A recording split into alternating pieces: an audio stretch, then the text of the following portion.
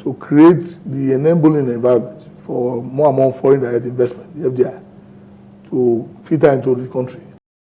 A source of revenue for us to do our day-to-day business and activity minutes to country and to the citizens. So that people are now you are talking about solution.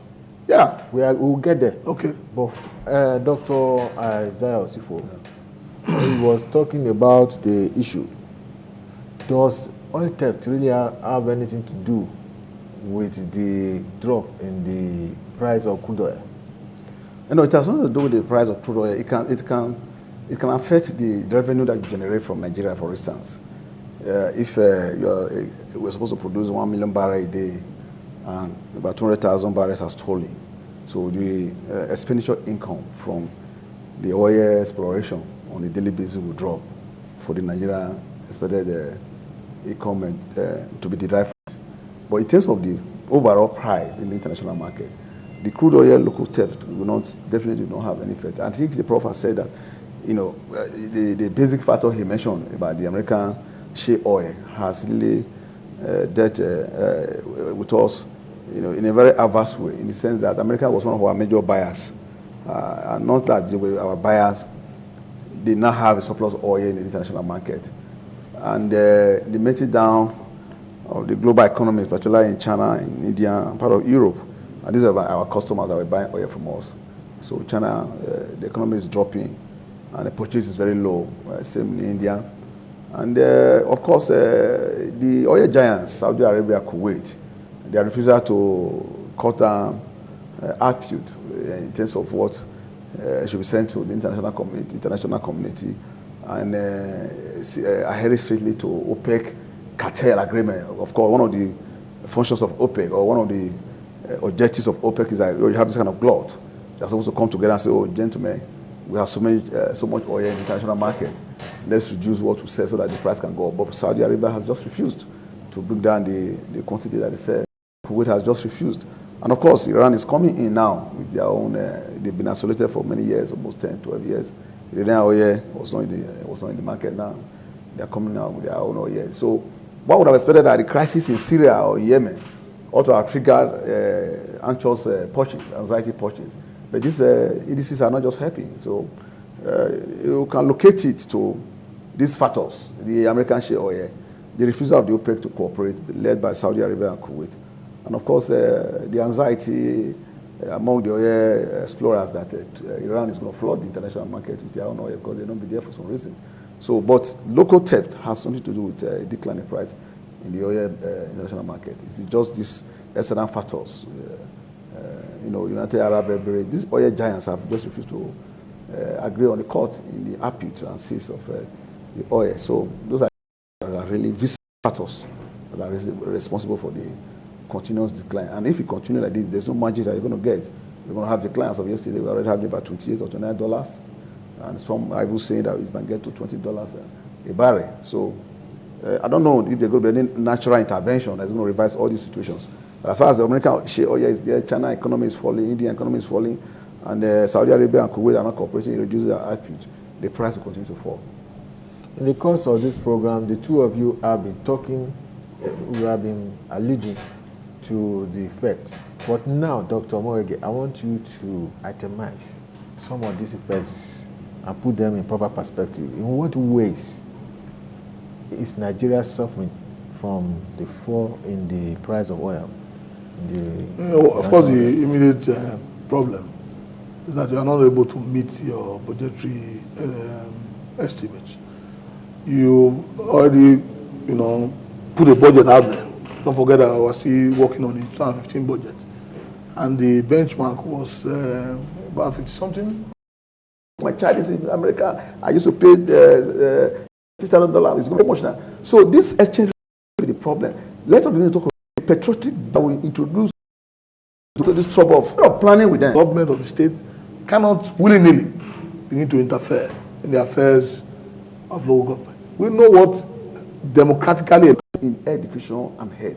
If we invest in education, many of our children will school in Nigerian institutions because Nigerian professors academicians are qualified that can teach them. We should invest in our health sector so that this externalization of our little earnings should not just be going to. If I tell you the billions of dollars Nigerians are spending on health in Europe and America and India, you'll be so amazed. If I tell you the billions of dollars and pounds Nigerians are spending on education, this can run our economy. If you take these 5 steps, agricultural development, solid mineral sector development, industry and industrialization and commerce, financing education, financing ahead, let the barrier of dollar fall to $1 a barrel. It will not affect us as a country because we are blessed with human and natural resources. What we need is to harness, and that can be done by fiscal discipline and patriotic administration.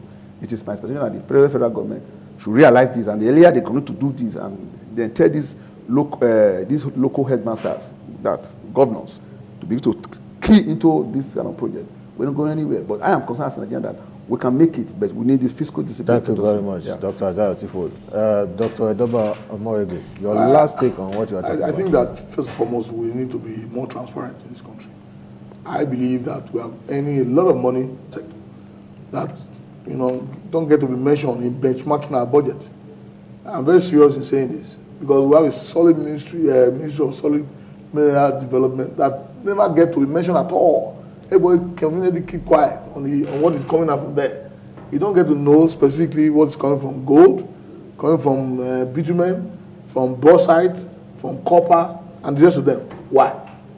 As we speak, as I said earlier, Nigeria is behind in reporting, to the extractive initiative.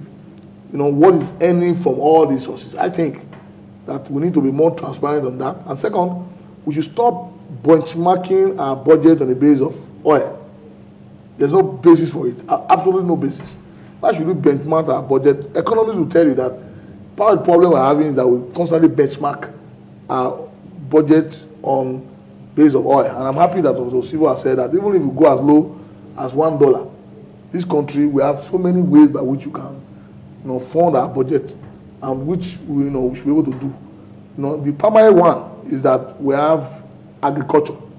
It's very, very important that we begin to, it's already there. It's just for us to be able to attract, if we cannot do it ourselves, attract FDI, what we call the foreign direct investment, through investing, as you said, in education, good health, your roads, and all that. And when you do that, you have people coming to develop your agricultural potential, have more mechanized farming. We don't have so much of mechanized farming in this country. And, as such, you find that we are depending, government, I must say, depending more and more on receipts from oil. So we need to diversify our economy, as you said, and we need to be more transparent in disclosing all of our sources of income. At the moment, we are not doing that. And that is a problem. Dr. Edoba Omorege, Dr. Isaiah Osifo, gentlemen, I want to specially thank you for coming on this program. And viewers, it's on that note we draw the curtain on this week's edition of 60 Minutes Nigeria. Until same time next week on the same station, I am Abiodun Mudashiru. Thanks for watching.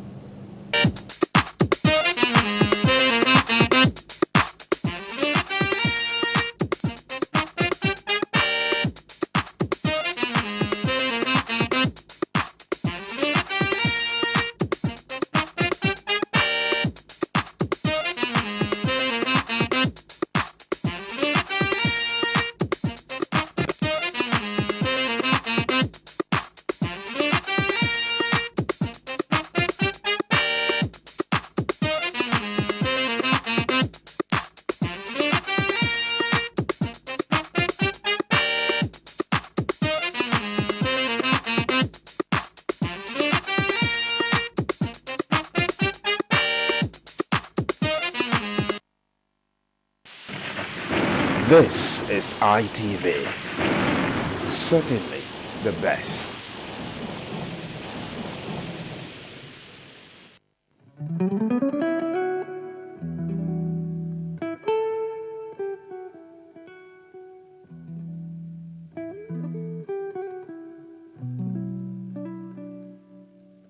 Hi. Do you have challenges paying your school fees or your children's school fees?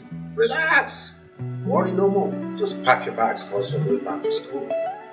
FX Africa Limited has got a solution. Meet us in our office at 69 Mission Road, Benin City, or call 0809 749 3477 or 0902 117 2788. remember, FX Africa. Hello, Daalụ no, abụ m onye Imo State. but most importantly, Abụkwa onye obodo abụ Nigeria. a husband of one wife and a father of 4 beautiful children. Abụ m nwoke ji ofu nwaanyị ma enwetakwa ụmụ na-abụ. As a father and a husband, Ama m uru ọ bara ime njem garukwa n'udo na nwere enweghị nsogbu ọbụla. Mgbe ọbụla m bụ ndị na-aga njem, my goal is that they get to see their family. iri ụtọ ha ma m buru ha ebe ha na-aga. Is where I find dignity in my labor. My name is Victor Osatuare. Aha m bụ Ngige. Abụ m onye ụkwọ ụgbọala n'ụlọ ọrụ abụ God is good. Daalụkwa no.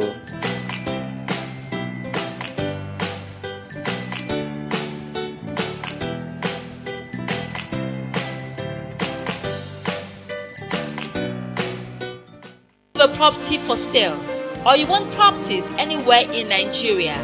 Stewart Properties, your one-stop property merchant, builds, buys, and sells properties at very affordable rates. With our team of professionals, you're sure to get bungalows, duplexes, estates, shopping mall, just the way you want it with the right standard and specification. Check this out.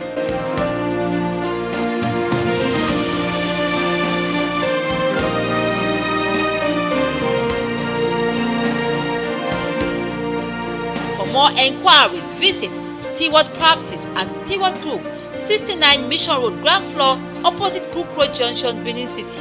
Website www.stewardresourcesng.com.